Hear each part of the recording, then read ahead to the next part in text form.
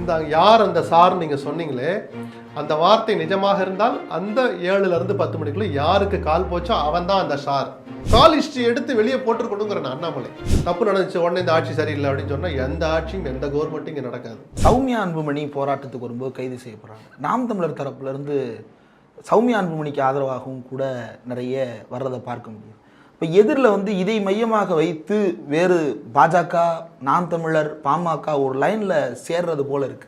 இது வேற வகையில் கை கொடுக்கக்கூடிய அலையன்ஸாக மாறும். இல்லை அது இந்த அண்ணா யூனிவர்சிட்டியை மையப்படுத்தி எனக்கு இந்த அரசியலுக்குள்ள பேசல உடன்பாடு இல்லை. நான் திருப்பி சொல்கிறேன், அந்த பொண்ணை நம்ம வீட்டு பொண்ணா பார்க்கணும். அரசியலை பேசும்போது தனியாக பேசலாம். இதுக்கு இந்த ஒரு விஷயம் தான் கை கொடுக்கணும் அவசியம் இல்லை. இதெல்லாம் ஒரு நாள் இரவில் ஒரு பூட்டிய ஒரு அறைக்குள்ள அரசியல் நிகழ்வுலாம் நடந்து முடிஞ்சிடும். இந்த ஒரு சம்பவத்தை வச்சு பின்னணி இதெல்லாம் அம்பலத்துக்கு வரதான் போகுது. நான் சொன்னேன், இப்போ ஓடோடி 2 பேரும் சொல்லலையா, ஐயோ சீமான் கரெக்டாக சொல்லிட்டார், ஆதாரத்தை நான் வெளியிடுவேன், அண்ணாமலை வர்றார், எங்களுடைய தீம் பார்ட்னர், ஐடியாலஜிக்கல் பார்ட்னர்னு தமிழிசை ஓடோடி வர்றதை பார்த்தா கூட்டணி வந்தால் கூட நான் ஆச்சரியப்பட மாட்டேன்.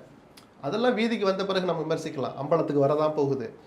ஒரு நிகழ்வை வச்சு நான் அப்படி சொல்ல விரும்பலை. ஏன்னா எல்லாரும் சேர்ந்து திமுக ஒரு வழி பண்ணணும், திமுக ஒரு பாடம் கட்டி கொடுக்கணும் தான் அண்ணா யூனிவர்சிட்டி விஷயத்தை பயன்படுத்திக்க நினைச்சாங்க. அதில் முழுமையான நியாயம் இல்லைங்கிறத மட்டும்தான் நான் சொல்கிறேன். தப்புன்னு நான் சொல்லலை. உங்கள் வீட்டு பிள்ளையா அந்த பொண்ணை நினச்சிருந்தீங்கன்னா நீங்கள் இவ்வளோ அரசியலாக்கி இருக்க மாட்டீங்கன்னு சொன்னேன். பக்காவாசி கால் ஹிஸ்ட்ரி எடுத்து வெளியே போட்டிருக்கணுங்கிற அண்ணாமலை எடப்பாடி பண்ணியிருக்கணும். இந்த யார் அந்த சார் நீங்கள் சொன்னீங்களே, அந்த வார்த்தை நிஜமாக இருந்தால் அந்த 7ல இருந்து 10 மணிக்குள்ள யாருக்கு கால் போச்சோ அவன் தான் அந்த சார்.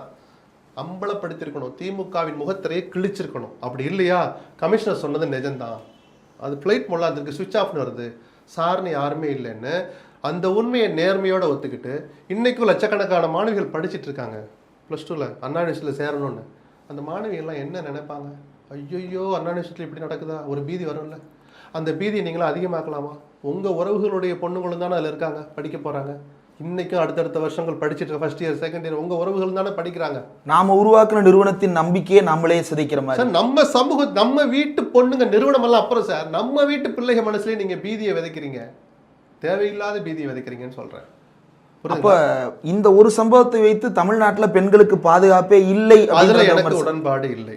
ஆனால் இது அங்கே நடக்கல, எங்கே நடக்கல, பொள்ளாச்சியில் 100 பேர், அண்ணா யூனிவர்சிட்டியில் ஒரு பொண்ணு தான் அப்படின்னு திமுக சொன்னால் அதை விட அபத்தம் வேற இல்லை. ஒரு பெண் பாதிக்கப்பட்டாலும் பாதிப்பு, ஆட்சிக்கு இதுக்கும் சம்மந்தம் இல்லை. ஒரு சம்பவம் நடந்த பிறகு அந்த ஆட்சியாளர்கள் எப்படி நடந்துக்கிறாங்கிறதா மக்கள் பார்ப்பாங்களே தவிர, தப்பு நடந்துச்சு உடனே இந்த ஆட்சி சரியில்லை அப்படின்னு சொன்னால் எந்த ஆட்சியும் எந்த கவர்மெண்ட்டும் இங்கே நடக்காது. எல்லா ஆட்சியிலையும் தவறுகள் நடக்கும். அந்த தவறை ஆட்சியில் இருக்கிற கட்சி எப்படி எதிர்கொள்ளுது, இரும்பு கரம் கொண்டு அடக்குகிறது, குறைஞ்சபட்ச வெளிப்படைத்தன்மையோடு நேர்மையோடு நடந்துக்கிறங்கிறதா மக்கள் பார்ப்பாங்க.